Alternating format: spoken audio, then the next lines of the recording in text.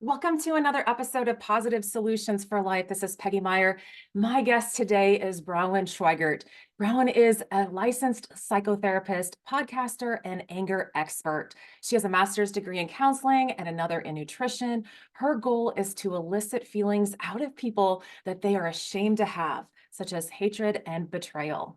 So, welcome to the podcast, Bronwyn. Thank you, Peggy. I'm so excited for our conversation today. I think as both therapists here in the room, maybe in Mhm. former, but you currently in the practice, this is going to be a good conversation. So, can you start us off by sharing just a little bit more about your personal journey, who you are, and how it has led to where you are today?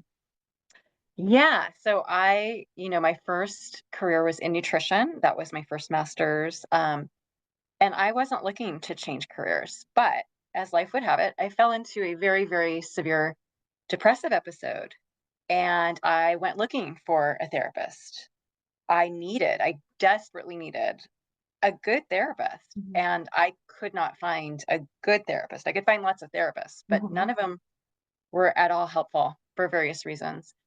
And I remember, this is back when therapy was in person pretty much exclusively. I remember sitting there thinking to myself, Bronwyn, you are barely functioning right now, but I still think you would make a better therapist to you than this person.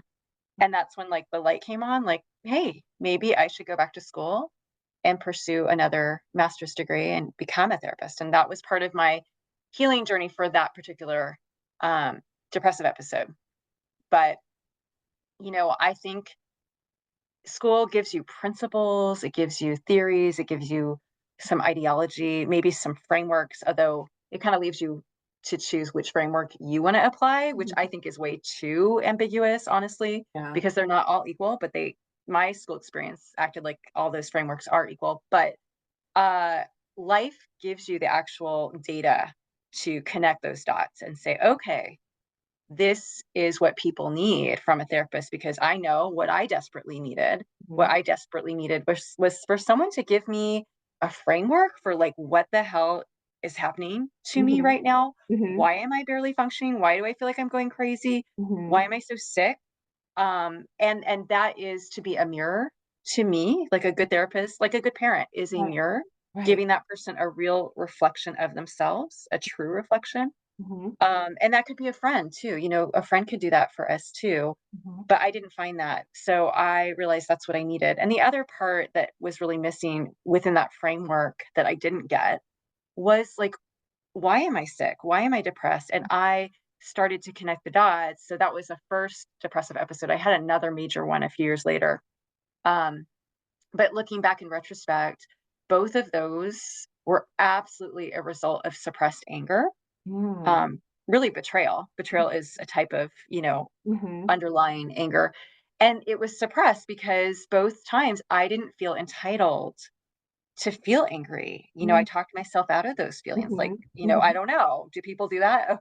Yeah, we all do it. Yep. So I didn't feel like I could just say, the first depressive episode, what I needed to say was to my husband, I need to say, hey, Steve, I need you to see my struggles right now. I need you to see that and empathize and recognize and validate that. And he wasn't doing that for me. Mhm. And if I kind of told him, this is what I need from you, I think he would have stepped up Mhm. and done that. And I think that could have, prevented my entire depressive episode. But I didn't feel or I didn't know that Mhm. that's what I needed at that juncture. And then the second major depressive episode kind of started with a boss. I was starting out my internship as a therapist. And, I projected my daddy issues on him and I wanted his approval so desperately that when he betrayed me, which was when my first client ever was going to be a couple, and I told him, like, I'm not ready. Like, Mhm. I cannot start with a couple. And he said,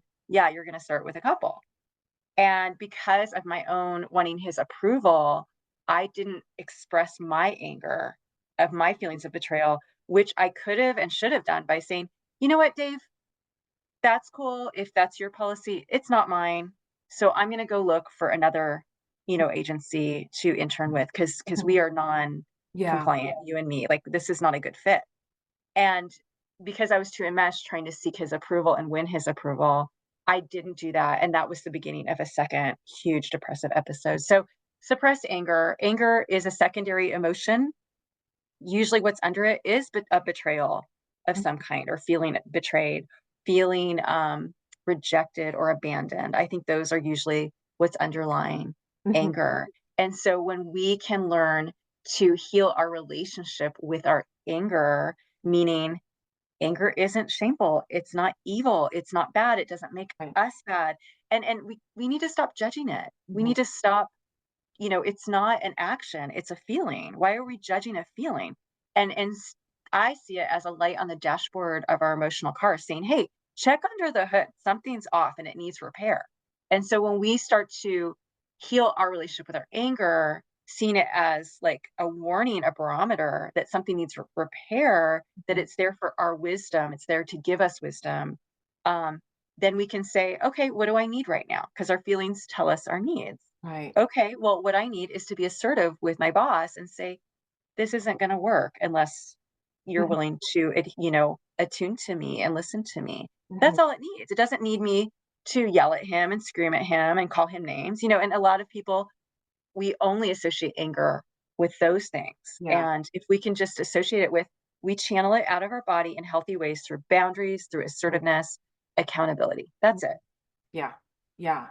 Oh, there's so much there. There's so much there. I love the picture, the analogy of the anger as a warning light on the dashboard, because looking within, like there's something underneath there that is off.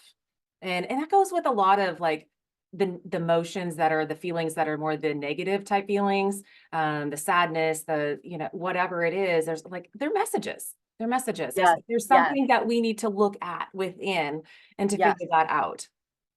Yes. So there's the word feelings and then emotions. Mhm. I like to kind of distinguish the two a little bit. So feelings, I think, shame is a feeling. Shame is not an emotion, because the way I define emotion is emotion. It's there to evoke motion. It's there to move us in some way. So when we feel sad, what do we need? We need to cry. We need someone to hold us, or, pay attention to us and comfort us and reassure us. When we feel angry, we need to channel it out with boundaries or assertiveness.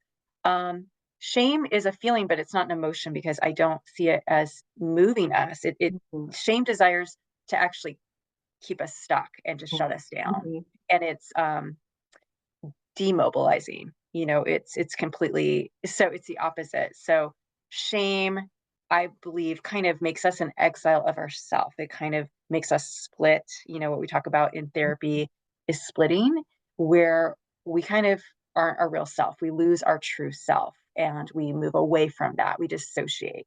Whereas all the other feelings or emotions are made to help us attune to ourselves and say, how do I channel this out? How do I move forward with this? And how am I true to myself by doing so?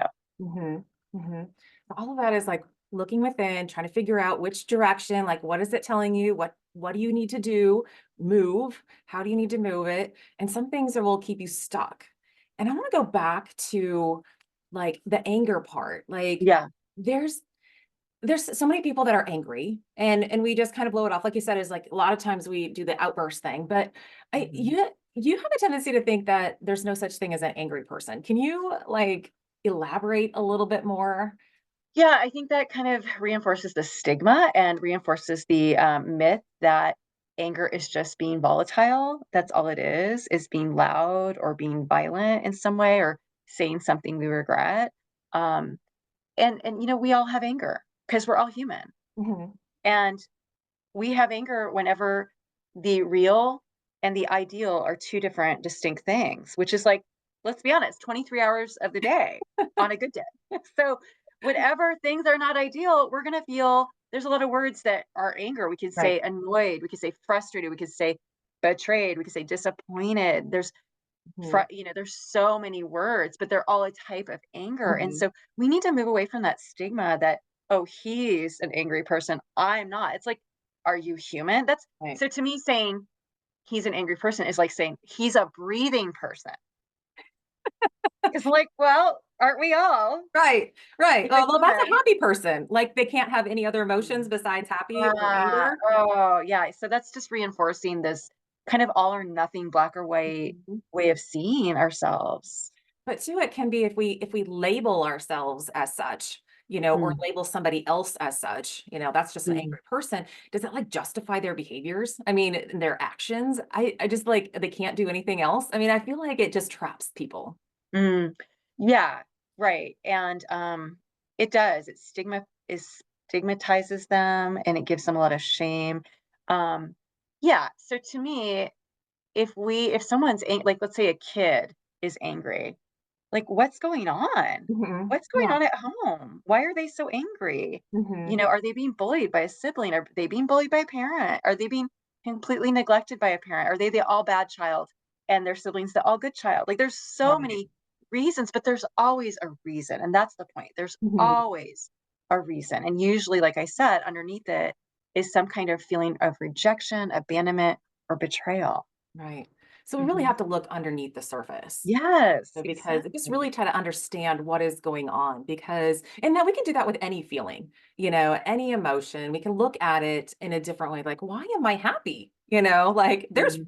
Yeah. reasons, you know, Mm. let's Yeah. cultivate that. Let's do more of Yes. that, right? And if I'm Yeah, mad, if I'm upset, if I'm frustrated, okay, why? Why? Like look underneath the hood. Like exactly. what is going on? And then do something about it. Mhm. And so we're both therapists and before like I used to always get calls either from like a county attorney or a client, Mm. potential clients like, "Hey, this person needs anger management classes. Do you offer anger management classes?" And I'm like, "No, I don't offer anger management classes Mm. particularly." But like what is when somebody if somebody calls you, why, what is up with anger management classes and why do you think it doesn't work? Yeah, it doesn't work because, well, first of all, that word management just makes me angry. I wanna scream, actually. Okay, why do we that's like s okay. Yeah. So, let's look at an analogy here. So because it's really on par with, like, the medical establishment today. It's not as bad as it used to be. I sound very old, but it's gotten worse in that all we do is treat symptoms. Mhm. That's all medicine does today, Western medicine. Mhm. That's why so many people are going to alternative because all what Western medicine does is treat symptoms. So if someone has like a gallstone, they're like, oh, let's take it out, which might be the best thing to do. But do they ever say, there's a good reason for your gallstone? Let's look at why there's a gallstone. You're only 35. Let's look at your diet. Let's look at why you're getting a gallstone and prevent that from ever happening again. It's just like everything in medicine. And unfortunately, that's true for the therapeutic institution too, or the mental health institution, is just treating symptoms. And so anger management is just treating symptoms. So what do? Let's take some deep breaths. Oh, yeah, breathing. Okay, I'm making fun of it. Breathing's great, it has its place. But again, if we can look at there's a root issue. All you're seeing up here is the symptom, but there's a root and it's real and Mhm. it's problematic. And that's why the anger's there. Let's go down to what that root is. So Mhm. if someone is violent or volatile or whatever, and they have quote anger issues, what is causing that? And once we, get down to the root and we can heal the root, Mhm. ideally, those symptoms are just going to go away. Yeah.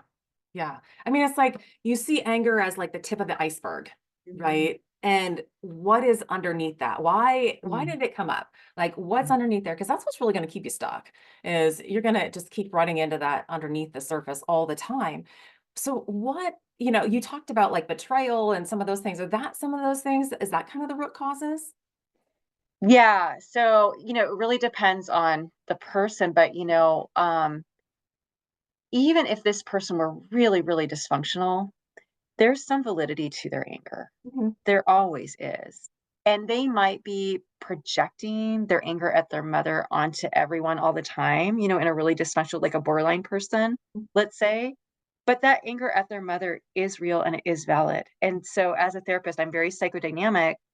I'm going to be like, tell me about this mother. Yes, you're right to feel angry. You're right that she neglected you. You're right that she was narcissistic. That's all true. And you can even help someone who's very extreme borderline in that case by letting them know that is valid and healing that piece of their relationship with their anger. And then you can help them if they're willing, and that's the big question, but if they're willing, you can help them say, when you feel ignored by this person, like let's say your boss, when you feel ignored by him, do you realize that maybe you're projecting your experience of feeling ignored by your mom onto him? And maybe let's work with that trigger. Let's heal that trigger that little Peggy Mhm. had with mom so it doesn't go off at the boss. Let's bring, resolution to that. Right. Right. Because really what you're talking about again is like looking underneath the surface, being Mhm. aware of what kind of is those causes or was those causes that are still reoccurring. Yeah. Because, we all have those times where it's like, we hear something, we have some sort of reaction internally, like just subconscious, just Oh immediate, yeah. automatic, and we're back at, Mhm. whatever it is. So, Yes. and this is, it could be for feelings, it could be for smells. I mean, my gosh, Yeah. we walk into something and it's like, oh my gosh, that smells like grandma's cooking, or like that smells Yeah. like this place. We have Right. those things, and that's just another aspect of it because it really we all have it, and Yeah, so it I call those triggers us. triggers. Mhm, Yeah, so I call those triggers. I My last podcast I just, uploaded 2 days ago actually is all about triggers, and I want people to change their relationship to triggers and not seeing them as something to avoid or manage, but as an opportunity to heal our relationship with our inner child, because mhm, that's really what's going on is that inner child is being triggered, but it is an opportunity to learn because our inner child is speaking to us. She's trying to mhm, communicate. She's trying to let us know, oh, what we're experiencing now is kind of a re-experience of mhm, a really painful thing that isn't resolved from mhm. when we were 6, Right. or throughout our childhood. Um, and when we, as our adult selves, can learn to attune to little Bronwyn and say, "Oh, I feel in your body. I feel this knot Mhm, in your gut. I feel that you feel shame right now because we did experience that as children." And tune to that, validate it, mhm, show empathy, and say, "You know what, little Bronwyn? I know you did feel shame when mom used to, you know, ignore you the same way this person is ignoring you in the present tense. But what I need you to know now is what I know now. You were not the shameful one, little Bronwyn. Mom was the shameful one mhm, because she was not supposed to neglect you like that. And I need you to put all that shame in a big cardboard box right now, and we're gonna give it back to mom. We're gonna return to owner. This belongs to you, not me. This is mhm, yours, not mine.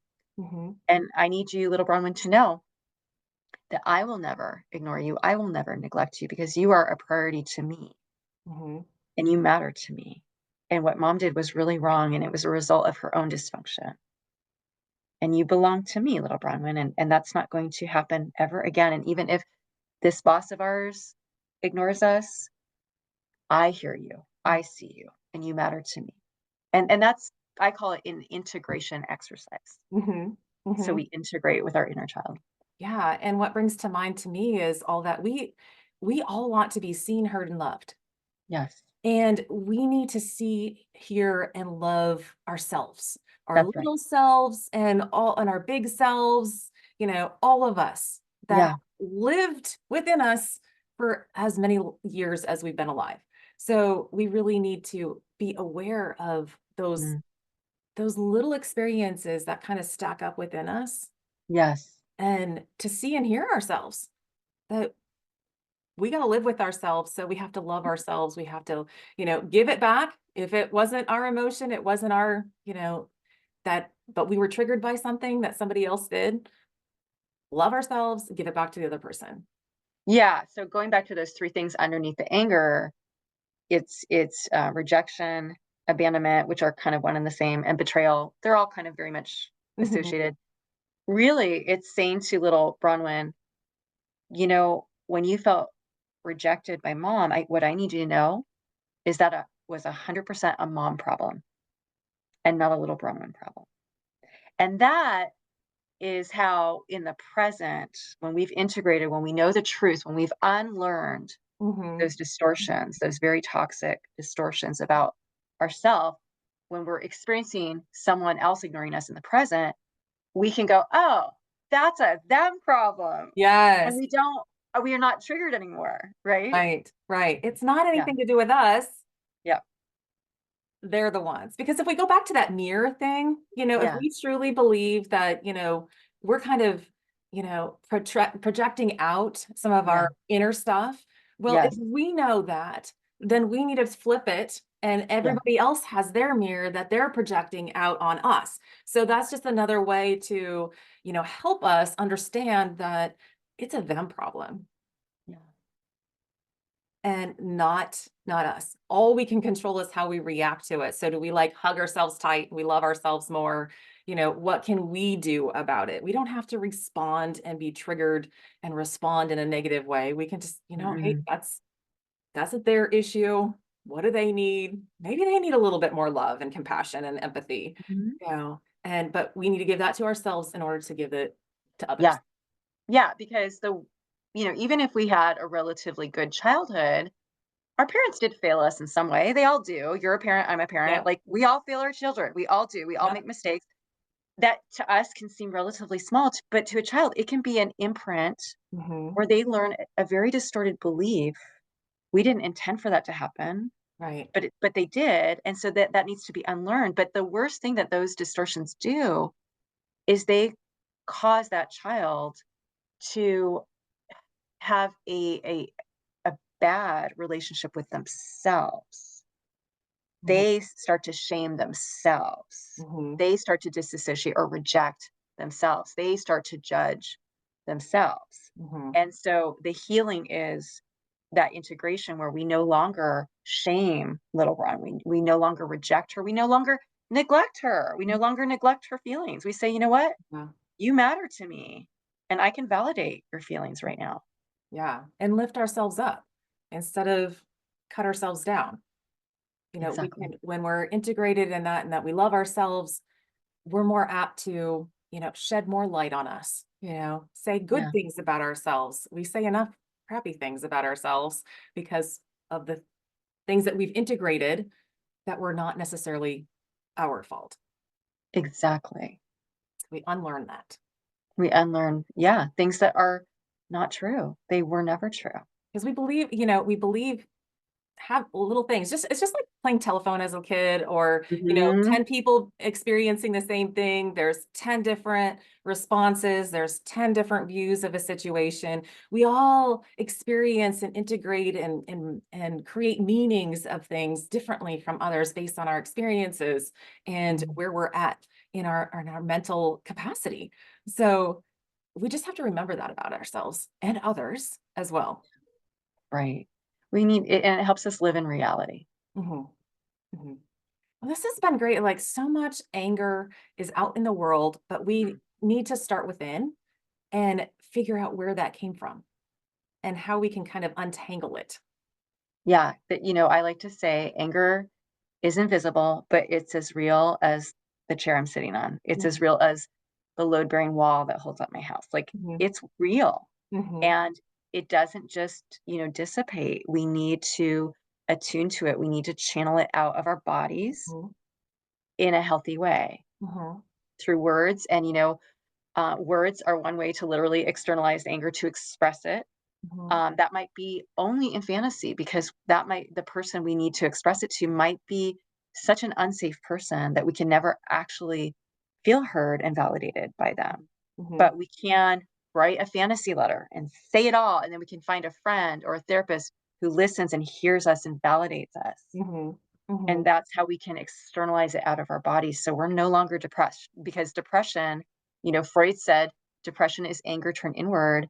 He was right on. It is. And anxiety is anger Mhm. turned inward. It's all suppressed or disassociated anger. Yeah.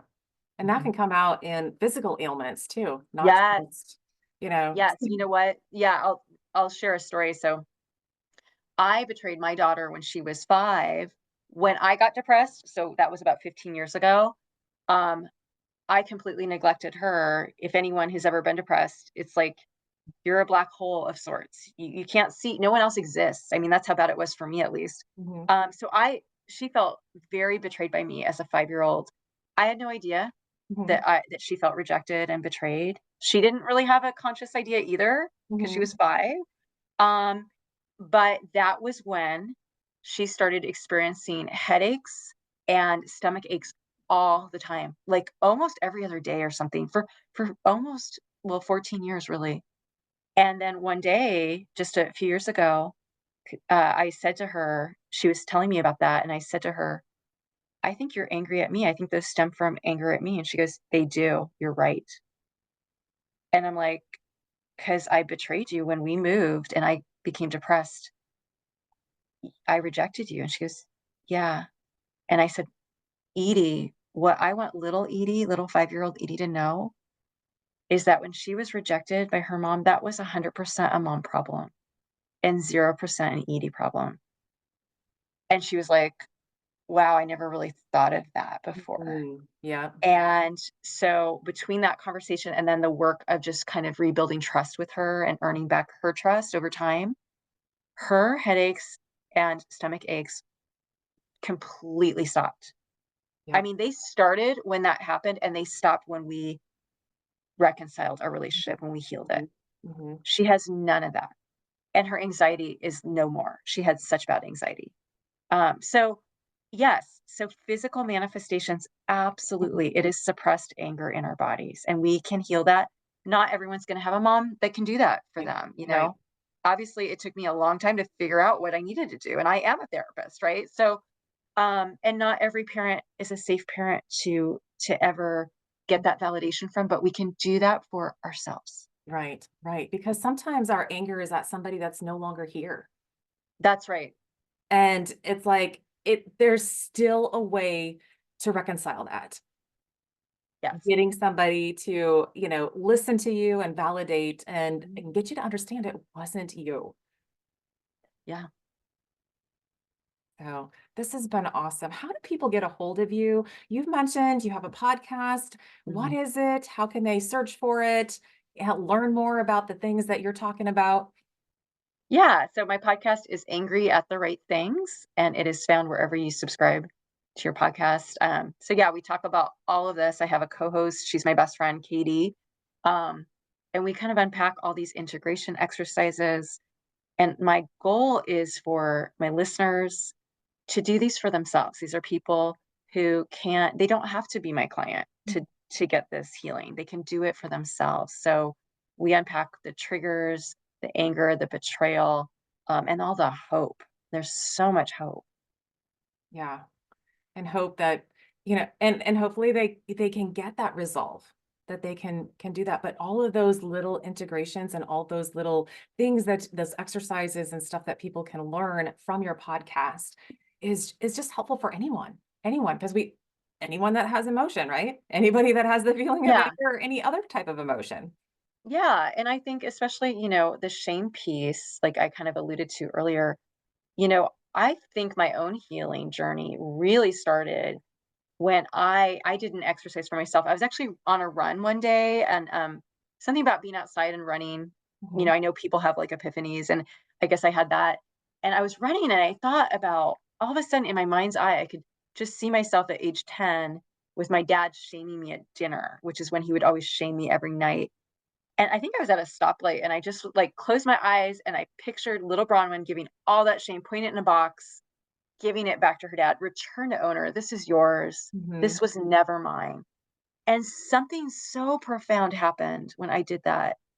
It, like, freed up my gut, mhm, and, it freed me to not feel like I'm responsible to make other people happy, mm, that I'm responsible for other people's feelings, that I'm inherently defective or shameful. It just kind of freed everything, and, I was able to finally see my dad for who he really is. And it's ironic because I talk about the different places we feel different emotions in our bodies. Shame is usually in the gut. mhm, But you know what else is in the gut? What we feel in the gut is disgust. And I realized, oh, shame is self disgust. yeah, But when we can liberate ourselves from that shame, then when someone shames us, we don't feel self-disgust, we feel disgust at Mhm. them. Mhm. And we're able to have our eyes open and go, you know what? I'm not the disgusting one here. What you're doing is what's disgusting. And we're able to have this healthy objectivity, Yeah. Yeah. right? Like, actually, you're being shameful right now, not me. Mhm. And that gives us this freedom and this living in reality and this healthy detachment.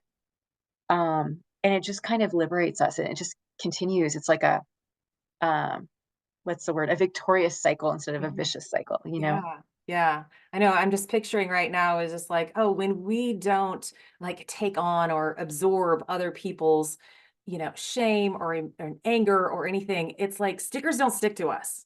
Yeah. The Max Yeah. Lucado book, about how the stickers, they don't stick. We don't get all covered in disgusting things from Yeah. other people. We are free. Like, Yeah. doesn't stick to us. Like, it doesn't affect us negatively. We're like, thank goodness that's somebody else's issue because I got enough of my own. I mean, it's true. Yeah. It's Yeah. it's liberating, like you said. Yeah. When we can say that's a you problem, not a me problem. Thank you so much. So good, so good. Well, thank you so much. So as we wrap up today, is there a thought or a quote that you'd like to leave the listeners with? Yeah. I think I would like to, in a nutshell, say that I have learned being true to ourselves is always a good thing because I believe that our essence, our core, our real true self, capital S self, is good. Shame, is parasitic. Shame is not native to us, but it can make us not good. It can make us quite evil, actually. Mhm, Um, but when we learn to be true to our true self, we learn to exile that shame and no longer be exiles to ourselves. Being true to ourself is actually not selfish. It's actually beneficial for everyone because we become a person who flourishes like a tree, and a tree that is flourishing provides shade, it provides food, it provides habitat, it gives soil integrity, and that's a win-win. mhm. And so the whole world wins when we learn to no longer betray ourselves. Right, right. Oh, so much goodness today. Thank you so much for joining me today. Go check out the podcast. Let's see, Angry at the Right Things. Is that correct? Yes, angry Angry at the at right the things. Angry at Yeah. the Right Things, and just look into Bronwyn's work, and just tune into yourself. Check in to see, are you angry and where is that coming from and how can you give it back to somebody? Thank you so much for joining me. You're welcome, Peggy. Thank you.